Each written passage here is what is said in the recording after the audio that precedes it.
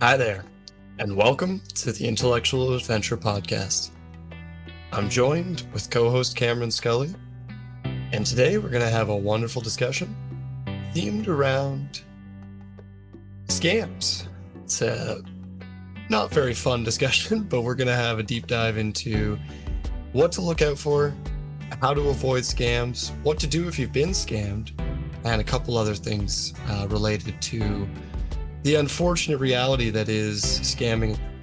For now, Cameron, do you have any experience with scams? I think we're forgetting to introduce the shirt design. Oh, you're right. We are forgetting to introduce the shirt design. So, earlier in the podcast, we introduced our prior shirt design, but the logo was a little bit compressed. We said we were still working to make a better quality shirt for you guys.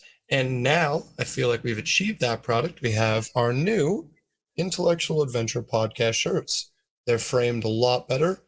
The text looks a lot better. Got these awesome arm patches on the side. And the back is pretty much the same. We have our awesome slogan, "Let's get trekking" on this intellectual adventure, which I absolutely love. Going on intellectual adventures. I love this shirt, and I'm excited to get a couple more colors. We have, I believe, 5 colors available now on the store. And now that we have the merch available, I'll be constantly linking them below the episode descriptions and with Spotify, YouTube, and everything wherever you watch the podcast. So check the descriptions for the merch store link if you would like to get yourself. We have mouse pads, stickers, and now awesome shirts. So look out for that. Yeah, and let us know if there's any problems with the designs for the colored shirts. If there's anything we need to edit to create like a white background behind the text or whatnot to make things pop, let us know. I'm sure that we can work something out if something gets messed up in translation. Absolutely. We would love to hear your feedback on any potential design changes or fancy limited run shirts that you'd like to see. Maybe we can get something drawn up. But that being said, on the website, the white shirt does look pretty wacky because they didn't frame it properly. So just don't be concerned. This is how the white shirt looks. I ordered it to ease your concerns. It looks great. It does not look as boxy and compressed as it does on the website. It has it all distorted because of how white on white looks with No, I think it transparent turned out. backgrounds. Yeah, it turned out well. Yeah, Looks I'm great really from excited now to present these shirts. Honestly, it's super exciting. Absolutely. No, thank you for introducing that cactus and those changes to our marketing. We're going to be diving into our subject now, and Cactus, I believe, wanted me to start this conversation on the scams that are ahead of us and day-to-day experiences. So just for sign of perspective, how to look out for signs of a scam. I would say when it comes to that kind of thing, knowing if your source is verified and trusted is the first thing you should always do when working on an online atmosphere. You want to make sure that, if it's any site that's unfamiliar to you, you want to identify that site in a search engine and explore certain verification sites. And sometimes as forum communities, there's a whole level to it itself. So you want to make sure that you're not always just looking at the top links. Top links are advertisement slots in most cases. So they generate the sponsored content. And in some cases, scams can be sponsored too. It's, not as common, absolutely, but there are cases where companies aren't identified for doing things behind the scenes that that they're technically affiliated with other companies that are doing these things behind the scenes.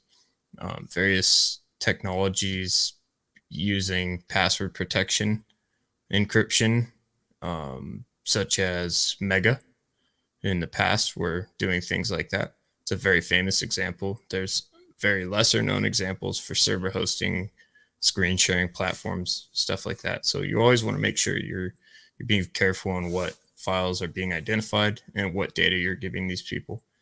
It's something I'm still learning myself, as with a lot of people. There's tons of options out there. There's VPNs as well, and VPNs, I don't even know if that's completely valid security these days with what's come out about a lot of them. So again, it's trying your best again to stay up to date on your sources, on your research within these companies to make sure that you're getting the best quality services that you can afford. I mean, ultimately, keeping security online is important.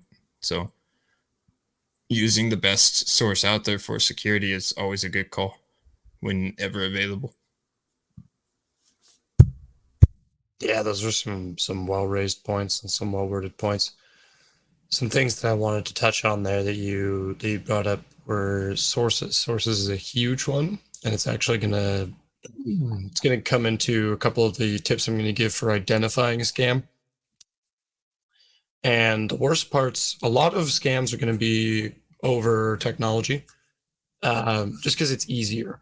The human element makes things a lot more difficult because people can pick up on emotions, whereas it's more difficult to pick up on someone who can use a voice modulator over the phone, someone who can just send an email, someone who can send a text message or voicemail, things like that.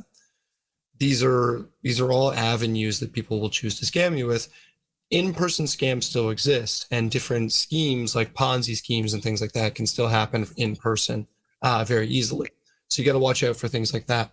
And one thing that you raised was, learning to look at what what files and where sources are coming from. What do you trust it? How much information are you giving it?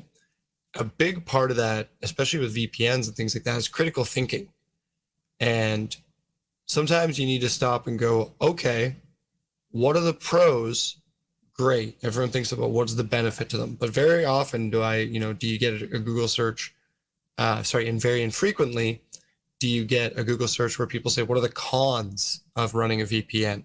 What are maybe some scummy tactics that VPN companies are running that may be scrubbing your data, that may be selling your data to offhand servers, things like that.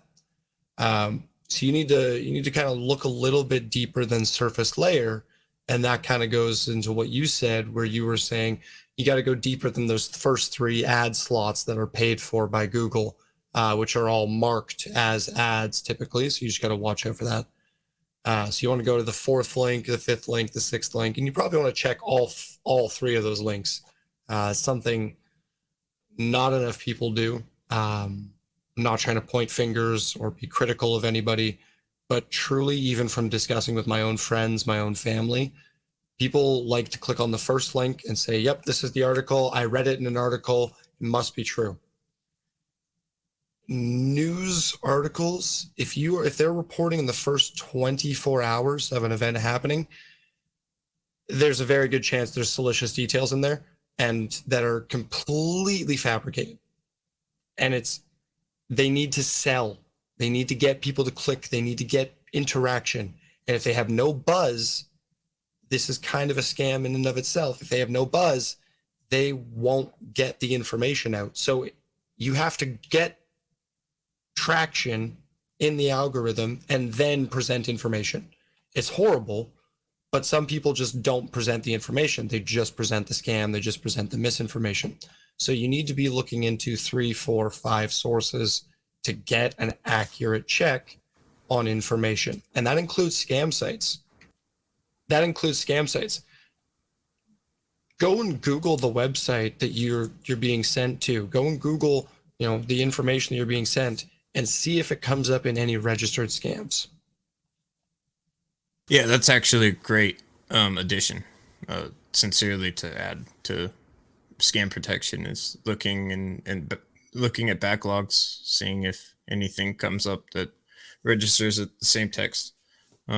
Service providers too, like Again, it's rare, but in some cases, like there can be service providers that provide false links, for being a handyman service or whatnot, and it's still something you're able to kind of research if you look at public indexes.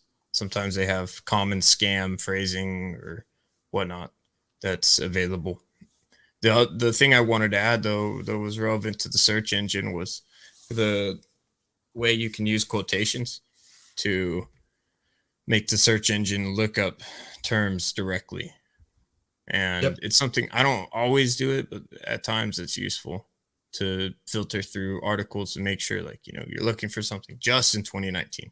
You're not looking for something that's maybe talking about what 2019 could be or whatnot. Like, you're able to filter through a little bit more, and get a more direct response to, or direct search result to your response. Yeah, that's actually a really good point. Using search engine functions that people may or may not know about, plus and minuses of omitting information and adding specific topic information, quotations for looking up very specific terms. And that's actually, it's interesting that you brought up the quotations one, because it reminds me of another one, and this relates to catfishing. So I don't have a ton of experience with this. I've never been catfished. I don't hang out with a lot of Nigerian princes or anything like that. But that being said, I do know a lot of people who have gotten catfished, and I would like to give you a couple of tips. As creepy as it is, if you're on a computer, actually, I think you can do it on your phone nowadays too. Save the image to your phone, go to Google Lens, and reverse image search the image and see what the origin sources of these images are. I've done this for friends, and it's comical. They're like, "Hey man, can I send you a profile?" And I'm not 100% sure if they're legit. And I'm like, I don't know if the person's personality is legit behind what they're saying. They might be a beautiful person, but they're using fake pictures. They pulled this off of some famous person's Instagram who's got 483,000 followers. And apparently they're in New York right now. So if they're texting you with this 3-hour time difference and they're telling you it's only 1 a.m., it's actually 5 a.m. in New York. So, like I said, critical thinking skills. Sometimes you gotta, it's not creepy to be evaluative of people and go, this doesn't add up. Question the things that don't add up.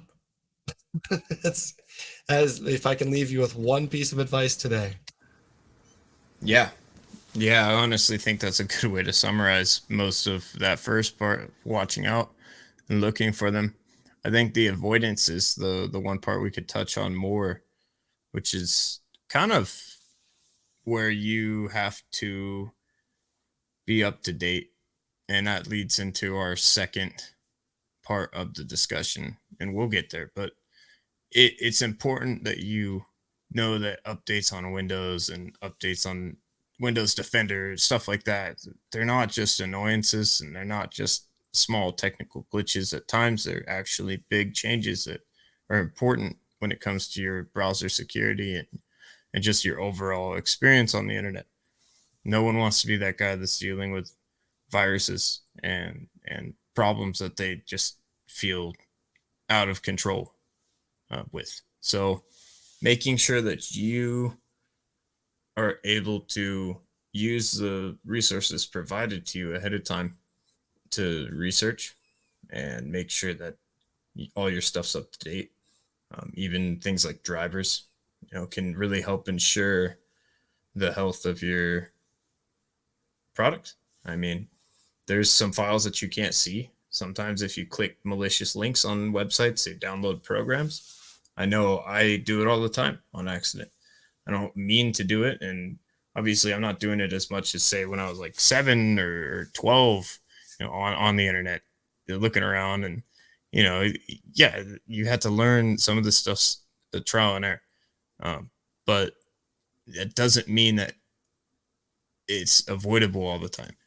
There's times where you click a link and it's a perfectly valid site you've been to, but then it pops up that ad, it pops up a whole new browser tab, and you if you click out of it just fast enough, it won't download that file. But you miss sometimes.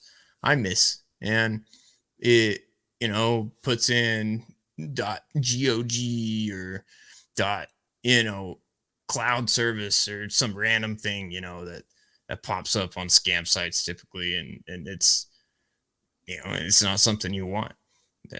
Most times, Right. all it is just filler. It's just kind of There's times where files get bundled into authentic programs, where it's like download. The worst offenders I can think of are McAfee and Java. So people will bundle malicious files in with the latest installation of Java that you need to run the website, which I'm gonna touch base on why I air quotes and went need to click on the website in just a moment. But yeah, so those two are the worst offenders. You get bundled in. They're like, you update your Java. Okay, cool. It might actually be the latest version of Java. However, it came with a keylogger, or it came with command access, or they downloaded like a file viewer, things like that.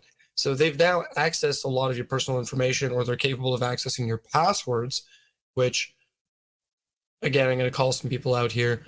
A lot of you are guilty of using the same password everywhere, and that includes your desktop password being used across numerous websites. Don't do it. I'm not going to give you password tricks on a live platform. That's a horrible idea, because then I would just be giving scammers an avenue to abuse those same password tricks. So if you do want password tricks or things like that, you could reach out to myself through our business email or through my personal Discord, which are my personal avenues. I'll link those below as well. I'm fairly savvy when it comes to tech scams and things like that. And I'll give you guys a couple more tips later on down the line. But for now, if Cameron, if you have anything to jump in before I go into the psychology of scamming and why people will use certain psychology tricks to force you into engaging with scams. Take the floor. Absolutely. So the reason I air quoted is I need is because one of the biggest techniques scammers are going to use to get you to engage with a scam is urgency. They're going to force you to think that you have to engage right now, or there's going to be dire or severe consequences. And it triggers the FOMO, as people like to call it nowadays, fear of missing out, or critical urgency. It stops rational thinking when you believe there's an emergency situation. Or even fight or flight. I mean,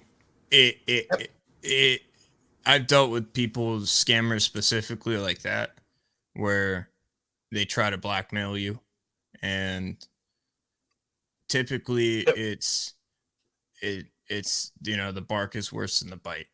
If you properly have security and you keep tabs on your platforms, and of course you're not downloading or interacting criminally, there's nothing they can ever do to you that if you don't give them that power to do it.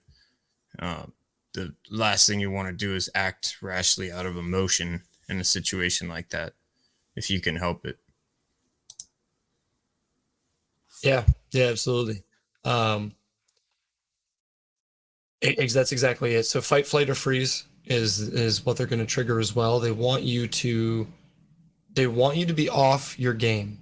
And the reason I say critical thinking skills is because critical thinking skills include taking a moment to analyze the situation, understanding that maybe this person has something to gain by making you feel as if you don't quickly engage with them, that your detriment is greatly likely. I'm not sure what I'm trying to say there. Words is highly likely that it'll be to your detriment if you don't engage with the scammer. But so that tactic is employed in ways like, oh, well, if you don't click on this link, the CRA is going to come after you for $38,000 and you owe this amount on your tax refund, blah, blah, blah, whatever tactic they're going to employ. Cell phone tactics are a big one. If you run a Facebook group, weirdly enough, I've seen scammers target Facebook groups. And I have a separate YouTube video about that scam specifically and how to avoid things like that. But yeah, and we can link your YouTube video on the description below too, so people can check that out. yeah, this will be a fun one. There'll be tons of resource links and stuff down below, where you can reach out to us and you can check out other stuff that we've posted on the same topic. Something that brought to light though that's easy to touch on is making your accounts private. You know, you're not a weirdo for privatizing to only friends. You know, there's a reason you use the social platform and gain a social circle that you would rather interact with. Yeah. And it just helps add a extra layer of checks and balances if you're really having problems with scammers. Something I'd recommend. Yeah, absolutely. Keep your online social media very limited. You can keep all your information private. Some other weird tips and tricks that a lot of people will not follow because they're inconvenient is not using your banking on public Wi-Fi informations or even on when you're not at home on a secure network. It's that's a touchy one. People are going to be like, but I need to use my banking. I get it. That one's a lot harder, but if you can get to that added layer of security, places can quite literally strip the Wi-Fi data that you've used. And especially with nowadays with mobile NFC payments, they can see where you're making your mobile payments. They can see where you're making payments with your credit card. They can see where you're tapping your phone. And they're going to use all of that to say, oh, look, your bank card ending in whatever digits or starting, it's usually starting with, because they can pull your starting digits. They can't pull your ending digits in a lot of cases. A lot of places are encrypted for at least the very first two or the last, and then you see the last two digits. So they can pull your starting digits, or they'll just make up an ending digit, and you don't know your card number well enough to actually go, oh, crap. Yep. Old people get hit by that scam commonly. And that's as easy as I could do that right now. I could just go in and change the page for anything in a browser and tell you that it's whatever I want to put on there, and then it would definitely look realistic enough, unless you knew what to look for and how to identify those kinds of changes. That's exactly the kind of technology scammers use in common scams. Yeah. Yeah, it's an unfortunate reality, but it's the reason I really do suggest having a little bit of extra bank security. They can pull that information, and it's going to make the scam seem more realistic to you because you now have an active text message from your bank, which is probably just a cover. They're using a spoof name that's going to say my identity is RBC or RBC, clientele information, whatever obscure thing they do, or like TD Bank or Bank of America, whatever bank. As some Canadian, some American, and they're gonna make it feel personalized to you. The more information they can pull from you, the more likely it's going to seem believable to you, which is why it's very dangerous where they have access to your information, and Cameron was suggesting privating your social medias. I actually have a small story of my aunt, or my cousin, excuse me. She was dealing with a phone call that said, her grandson was in trouble or whatnot, and she said a name. She said my name because that's what she thought in the situation. They correlated all. Obviously this must be Rick telling me about her son. So she's like, "Oh, is that Cameron?" And the scammer started using that name. Of course it's Cameron. They'll use whatever you give them. And if you're not careful enough to realize the people you're trying to talk to, and like how their interactions are. Usually it's really hard to tell with just a certain amount of senses.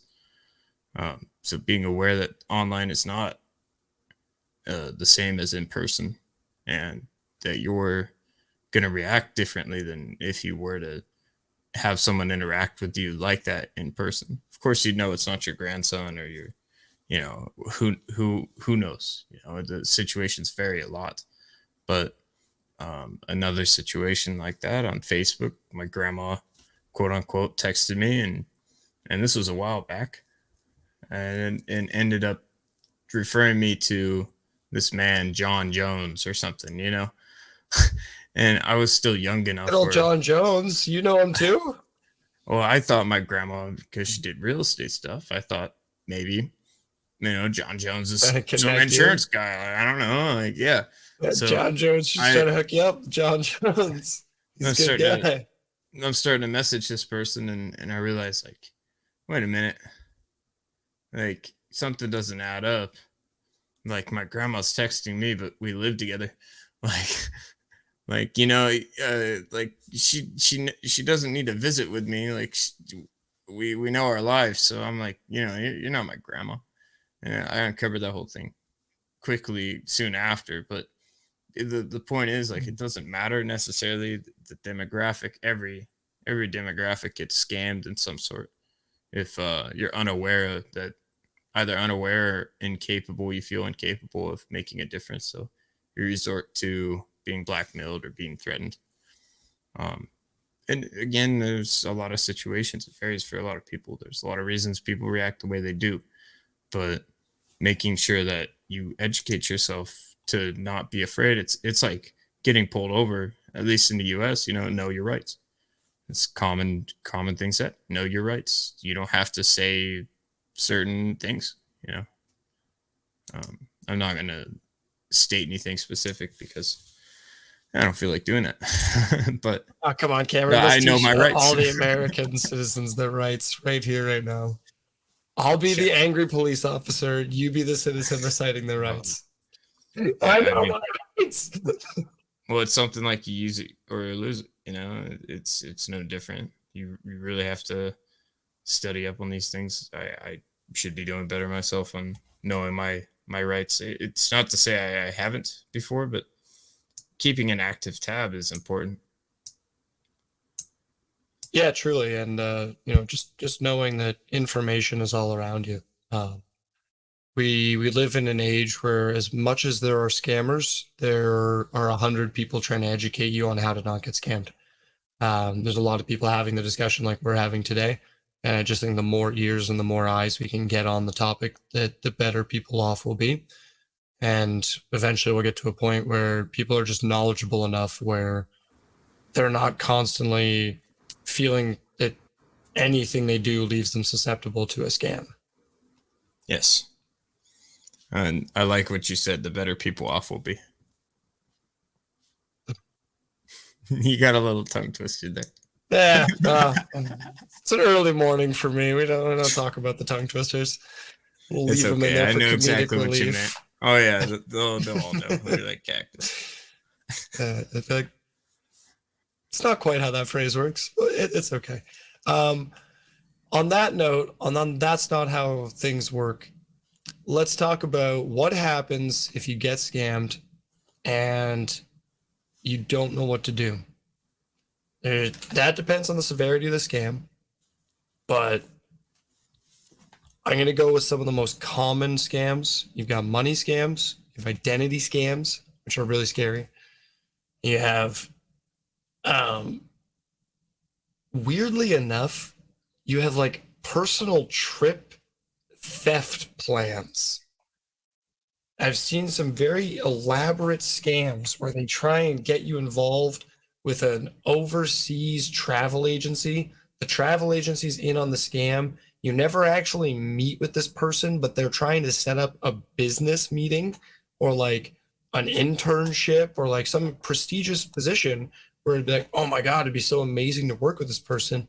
Like, oh, but I just need you to come to Dubai, or I just need you to come to this random place. And when you're here, you should take this escort service, and then the escort service is also in on it. And like by escort, I'm not talking about like people who escort you You're around in the saying red travel. light district. Travel, exactly. Limousines and town cars, things like that. When you're riding along with them, they'll basically just blow off time the whole day, and you'll keep getting messages from this person to be like, "Oh, I'm held up in a meeting. I'll be an hour." Just keep driving around with the driver. They'll take you to go see some sights, and you'll end up spending money, and you'll end up being out all this money, and they'll be like, "Oh, we'll reimburse you." And then you'll go back home, or you might not even be able to make it back home. Maybe you spent all your money to get here thinking, "Oh, okay, I'll get accommodations there." And you end up screwed and stuck in another country. It's a very unfortunate circumstance, and that is like the worst case scenario. But those ones are a little bit easier to avoid. Critical thinking is the easiest, is the first step. Asking people questions, being understanding that a level of trust is going to be gained as a basis for human relations, but looking deeper to see if that trust is hiding an ulterior motive. And I say hiding, but usually it's not very well. It's very, very thinly veiled. And if you pick at any minor detail, it usually falls apart. But if you just go along with it and you just go, "Oh, that kind of makes sense," it'll work. They'll be able to scam you. Identity scams, everything else. If you get identity scammed, first thing you need to do is contact the local police. You need to let them know that your ID has been compromised and may be used in potential identity scams. It may be laundered, it may be sold for money, and somebody else may use it for credit card fraud, things like that down the line. If you get scammed for money, if it's on your credit card, great, you can refund it. If someone's trying to take money from your debit card, your bank account, your savings, that is money that's not covered by insurance, and you don't really want to screw around with it.